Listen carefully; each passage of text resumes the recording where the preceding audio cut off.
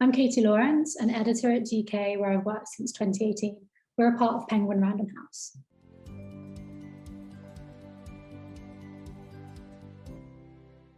Hello and welcome back to my channel. It's Wednesday, which means another interview with an industry professional. Today we welcome Katie Lawrence, who is an editor at DK. I hope you find this useful and enjoy. It's a bit out there, but I'd love to be able to do a backflip or a front flip or any type of somersault for that matter. But my aging body sadly won't allow that, and I'm also terrified of hurting myself or falling over. In short, I make books for kids.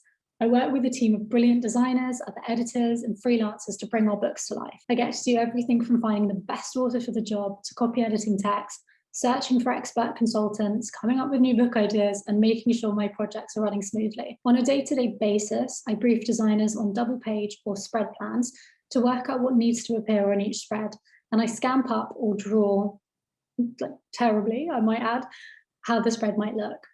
I edit live text in InDesign, I proofread cover copy and edits, write up information for sales material, brief freelancers, such as authors, consultants, proofreaders, and indexers, keep track of how each project is ticking along, and sort out the budgets for my projects. In pre-COVID times, I would also handle the editorial side of photo shoots for books that we were commissioning new photography for.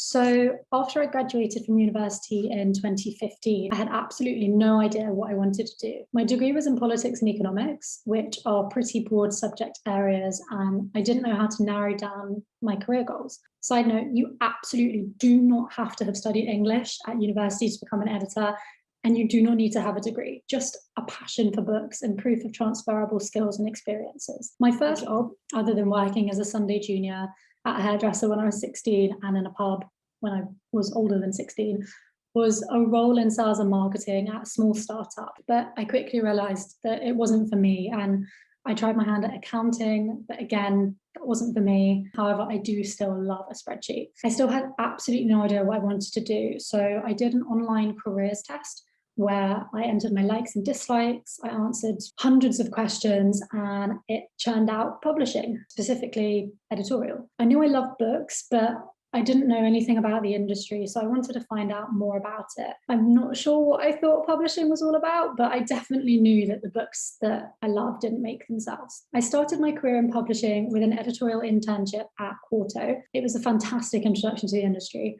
and it really cemented my interest in publishing, specifically in editorial. I was finally going in the right direction, and after that internship ended, I applied for so many editorial assistant roles. My search was unsuccessful, and I didn't have much administrative experience under my belt. I started tutoring kids in maths. I loved working with them, and I needed to pay the bills. At the same time, I was still reaching out to publishing houses, asking about internships and work experience, as well as still applying for so many entry-level roles. I was then fortunate enough to hear back from Simon & Schuster, who offered me an editorial work experience, which was so much fun. I basically got to read manuscript submissions for 2 weeks and tell the editors what I thought about them, which was really cool. Who wouldn't want to spend 2 weeks reading brilliant pieces of writing? After Simon & Schuster, I successfully applied for an editorial internship at Bloomsbury. I learned so much there from such a brilliant team, and it was a really fantastic internship. As it was coming to an end, I spotted a job vacancy for an editorial assistant role in the DK children's team, and as they say, the rest is history. I was promoted to editor last year, and I've been at DK for 3 years now, and I've loved every minute of it.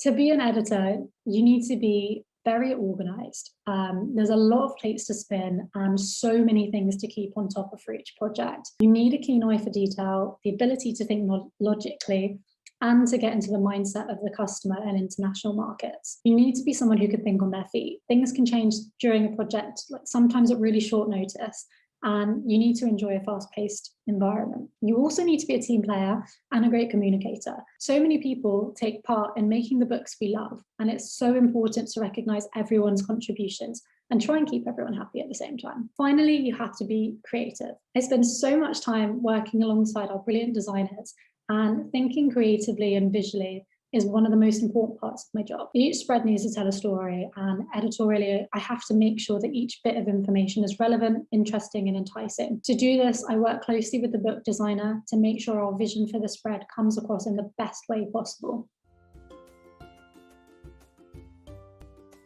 So I have two. Obviously, I have many, many more interesting stories than just two. But in 2019, I was lucky enough to visit India with GK, and I spent a week in Delhi alongside the team there who help us to create many of our incredible children's books. It was an incredible experience, totally unforgettable, and I really learned a lot from the time I spent there. My second interesting story is that a couple of years ago, I pitched an idea for a children's cookbook.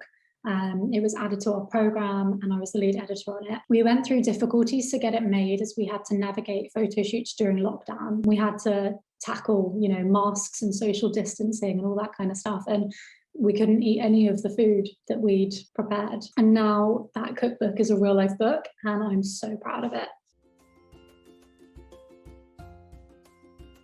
I'll have various meetings during the week to discuss individual projects with the project team. Then there are catch-ups with the wider team, meetings with production, training sessions, conversations with authors and freelancers, and jackets meetings, which are always really cool because you get to sit there and just look at amazing design work. You'll need to show that you have the skills for the role and the passion to work in that particular job that you're applying for. You don't have to have worked in publishing before to get an entry-level position, but you do need to explain how your skills and experiences can be transferable. Keep applying and don't give up hope if this is what you really, really want to do. Also, connect with publishing people on Twitter and LinkedIn. We're a really friendly bunch, we don't bite, and we're happy to answer questions that you may have about the industry.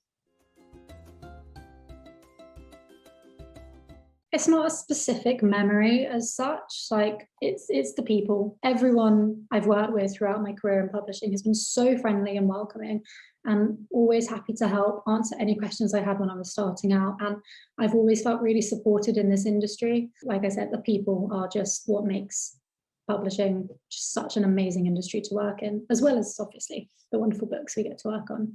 Photo shoots, going on photo shoots it's always a really fun part of the job. You get to see the designer's vision come to life. You get to work with some really cool photographers and stylists, and it's always a fun bit, tiring day out, but it's always worth it.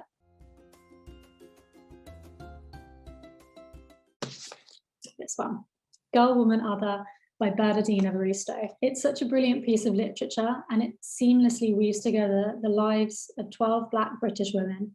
The writing is absolutely superb, and each story seems to flow into the next to form a cohesive and breathtaking novel.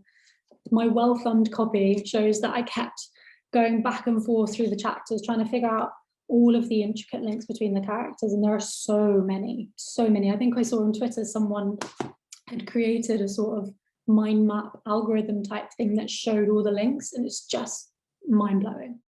Thank you so much for watching. I hope you did find it useful, and hopefully see you in my next one. Bye.